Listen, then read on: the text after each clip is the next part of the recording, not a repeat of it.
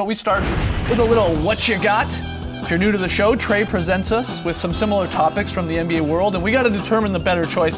The catch, there's only one right answer, and it's whatever Trey Kirby thinks it is. TK. Last night, TNT revealed this season's All-Star reserves, and then 3 seconds later, we all started arguing about snubs with a couple of big guys in the 76ers, Joel Embiid, and Jazz's Rudy Gobert figuring prominently in the discussion.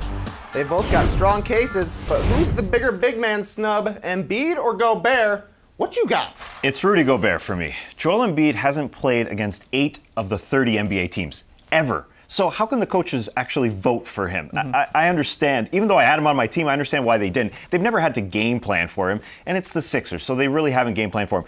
Who they have game planned for is DeAndre Jordan for several years, and that's why I think he got picked over Rudy Gobert. Gobert is the better defensive presence, the bigger defensive presence this season.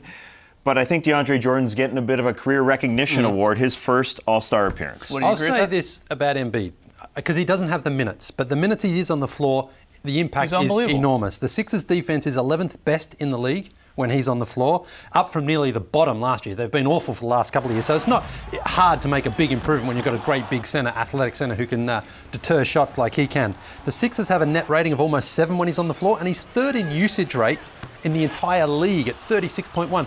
So there's no doubt that when he's out on the floor, he makes a huge impact. And I think the fact that he just missed a lot of games really is what cost him. Otherwise, I think he's in that team. Yeah, this is tough, but I think the bigger snub is Gobert, simply because when we were making our picks, all 4 of us had Rudy Gobert in there, and we were a little bit more split on Embiid because you can make the case for Paul Millsap just because he's played twice the amount of minutes. They're both unbelievable players.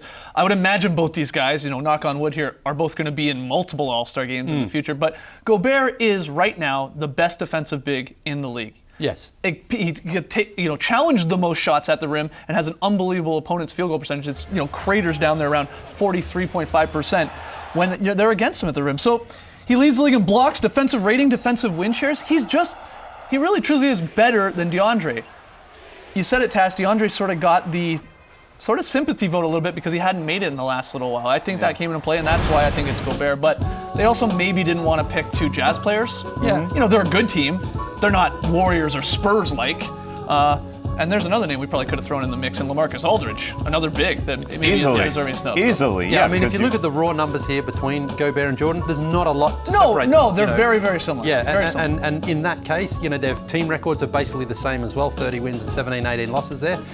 I think it is fair, though, to say to DeAndre, who was first-team All-NBA last year, when it is so close, it's fair to give him the nod. He's earned it over a long time of doing this, and Rudy is still... Well, yeah. So you're saying when 2 guys are that close, you have no problem looking back at their past seasons and past accomplishments? Yeah, because DeAndre has been very close before. We recognise that. And Rudy, he was good last year. He's been even better this year. But again, he will get that favour in his... it will go in his favour at some point later in his career. You're penalising Rudy, though. You're penalising... Because I think he has had the better first half. DeAndre Jordan maybe should have made it last year. And I think the coaches went up and down, the standings and said, okay, we got a Spur. That's fine. Yep. Clipper. We don't have a Clipper. Yeah. And I think it's ludicrous that Chris Paul didn't make this team. Well, we're going to get to that. But what's the answer to this, Trey? It's up to you here. I think it's Gobert, too. I'd rather see Embiid in the game. Yeah. But like you guys are saying, Gobert has been a better DeAndre Jordan, really, this season. But it wasn't just the tall...